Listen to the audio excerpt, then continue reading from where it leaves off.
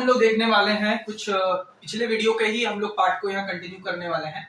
I hope कि आपने पिछला वीडियो देखा होगा और यहाँ पे हम लोग शुरुआत करने वाले हैं टॉर्क मेथड के बारे में। टॉर्क मेथड क्या है, ठीक है।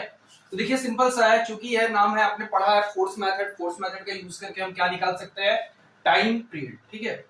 टॉर्क मेथड का यूज करके हम एंगुलर हार्मोनिक मोशन, बेसिकली किसके बारे में, एंगुलर हार्मोनिक मोशन, यानी वैसा सिस्टम जिसमें एंगल, ठीक है, जिसमें एंगल का डिस्प्लेसमेंट होता है, यानी एंगुलर डिस्प्लेस हो जाता है और बॉडी एग्जीक्यूट करता है SHM, that is known as angular harmonic motion, ठीक है। किसकी बात कर रहा हूं यहां पर, एंगुलर हार्मोनिक मोशन के, ठीक है। क्या होता है, बेसिकली मैंने आपको बताया था कि हार्मोनिक मोशन का मतलब ही होता है जो पीरियोडिक मोशन होता है। तो यहाँ पर एंगुलर हार्मोनिक मोशन जब हम स्टडी कर रहे हैं तो वहां पे टाइम पीरियड निकालने के लिए हम लोग किस मेथड को प्रेफर करते हैं, टॉर्क मेथड को प्रेफर करते हैं, ठीक है। तो स्टार्ट करेंगे इसको। तो अगर आपको वीडियो अच्छा लगे तो आप वीडियो को लाइक, शेयर, चैनल को सब्सक्राइब कर सकते हैं, ठीक है। तो देखिए सबसे बड़ी बात यह है कि सबसे पहला क्या बोला गया है कि सपोज कीजिए आपके पास एक सिंपल पेंडुलम है। इस थोड़े से सिचुएशन को बारे में गौर कीजिए। ये एक सिंपल पेंडुलम है जिसका अपना कुछ एक मास है mg और इस पे क्या लग रहा है, टेंशन ऊपर क्या लगेगा। इस पॉइंट O को हम लोग क्या कहते हैं, पाइवोट पॉइंट या फिर सस्पेंशन पॉइंट। ये क्या है, बॉब है।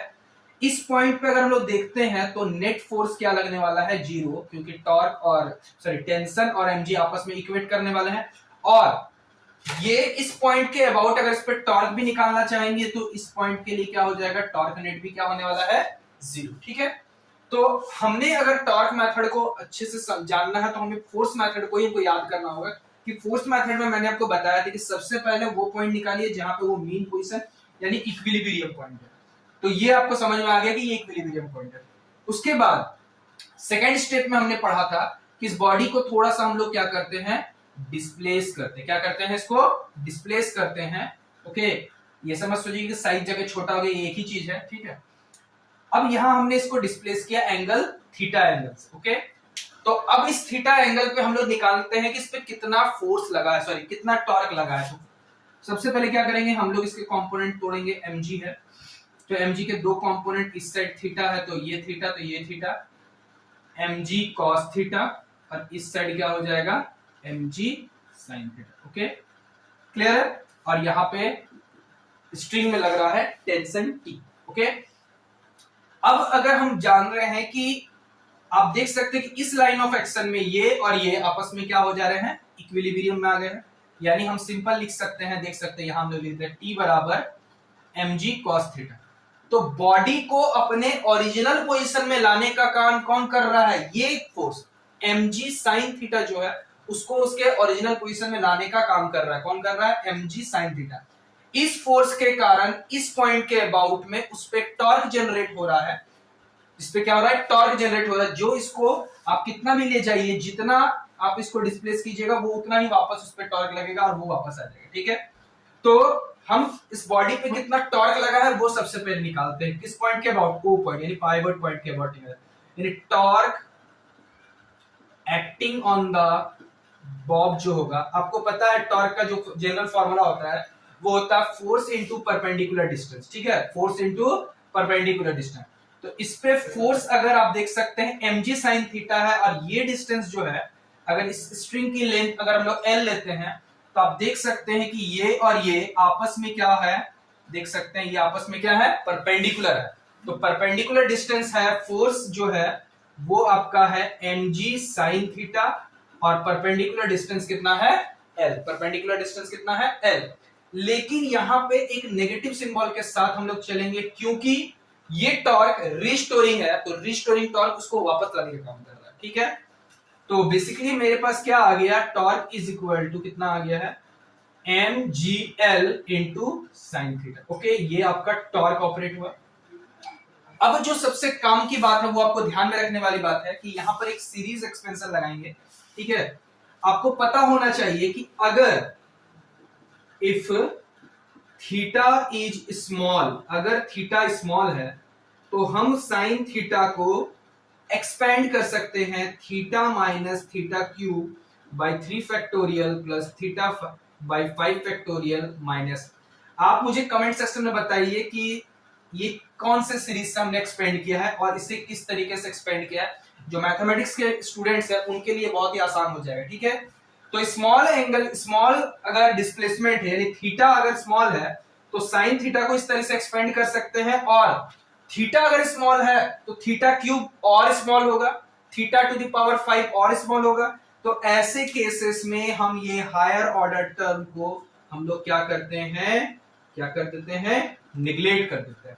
तो जो हमारे पास बच जाता है वो क्या हो जाता है, तो हम कह सकते हैं sine theta almost equal to क्या होता है, थीटा, ठीक है, स्मॉल एंगल के केस में। इसीलिए अब सवाल ये उठता है कि कितना स्मॉल होगा। स्मॉल के डेफिनेशन क्या होता है, किसी भी चीज को आप स्मॉल, स्मॉलर आप जब कंपेयर करते हैं तो कितना स्मॉल।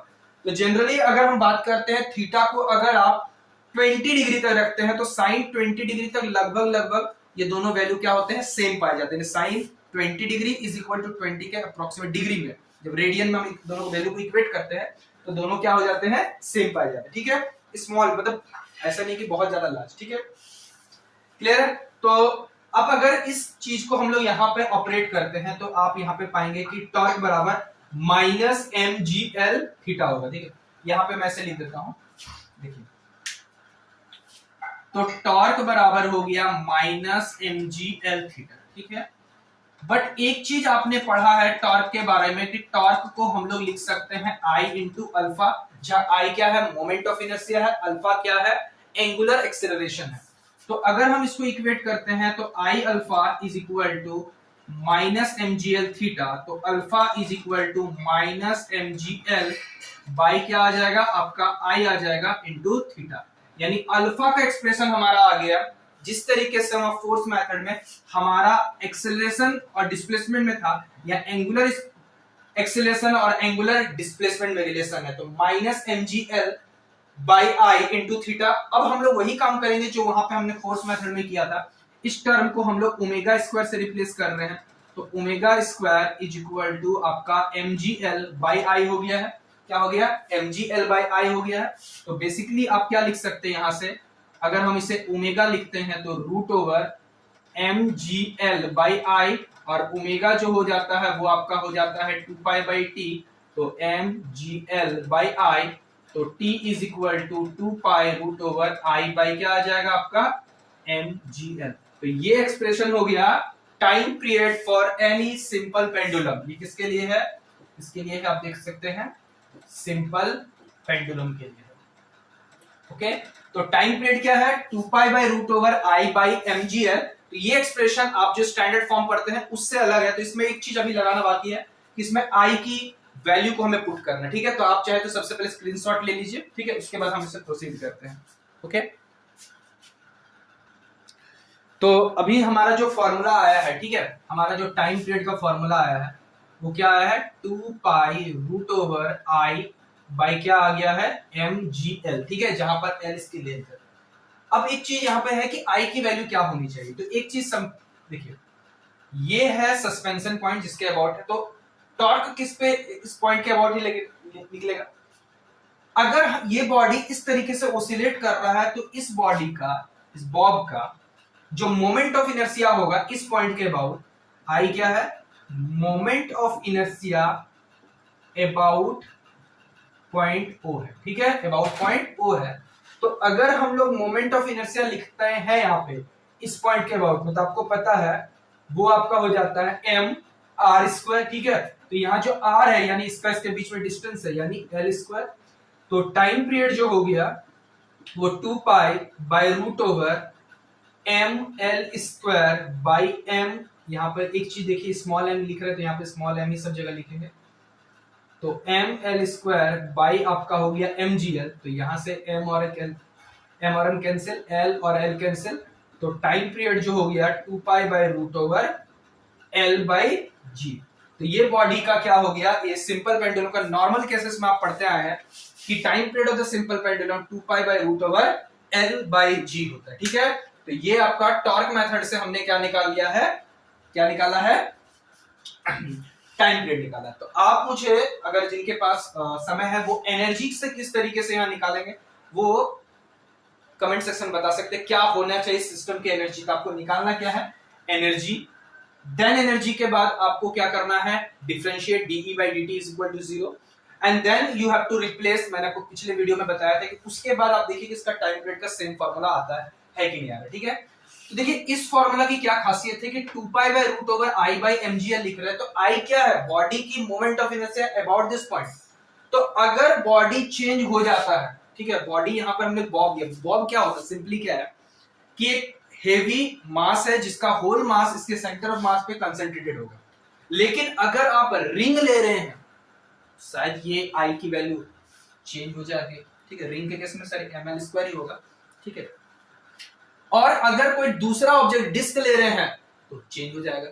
तो फैक्टर क्या है, बेसिकली क्या है कि ये जो I है वो इस बॉडी के डायमेंशंस पे डिपेंड करता है और यहां से इसके डिस्टेंस पे डिपेंड करता है, यानी जो डिटरमाइन फैक्टर है वो क्या है, I है। तो I के चेंज के साथ साथ, ठीक है, आपका टाइम पीरियड का जो फॉर्मूला है वो यहाँ पे चेंज हो सकता है, ठीक है। एक चीज और भी हमने यहाँ पर नेग्लेक्ट किया हुआ है, ध्यान से समझिएगा कि जनरल केसेस में हमने यहाँ पर बॉब के रेडियस को r होता है और यहां से यहां तक अगर हम इसके टॉप को कंसीडर कर, इसका पूरा का पूरा लेंथ L प्लस R होना चाहिए, इफेक्टिव लेंथ।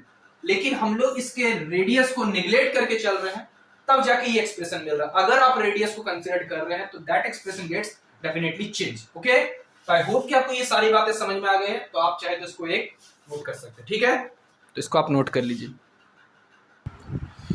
तो देखिए अभी जो मैंने आपको बताया उसको समझने की कोशिश करते हैं एक एग्जांपल के थ्रू से, ठीक है, कि टॉर्क जो टाइम पीरियड है वो हमने क्या बताया, 2 pi by root over I by mgl, ठीक है। mgl क्या है, ध्यान से, I मतलब मोमेंट ऑफ इनर्शिया, L मतलब पाइवोट पॉइंट से उस L इस बॉडी के सेंटर ऑफ मास का सरफेस, ठीक है, ओके। ये चीज आपको ध्यान रखना है। एक एग्जांपल दे रहे हैं, सपोज कीजिए कोई एक रॉड है जिसकी अपनी कुछ लेंथ है L, ओके, उसको एक एंड A से फिक्स कर दी है, ये है फिक्स्ड एंड, और ये कोई पॉइंट, ये पॉइंट ऑफ सस्पेंशन है, इसको क्या किया गया, थोड़ा डिस्प्लेस किया गया और ये यहां से बॉडी हल्का स्मॉल डिस्प्लेस किया गया थीटा एंगल से। तो वो बॉडी, वो रॉड जो है वो अपने एक पॉइंट के अबाउट क्या कर रहा है, ऐसे एग्जीक्यूट कर रहा है, ओके।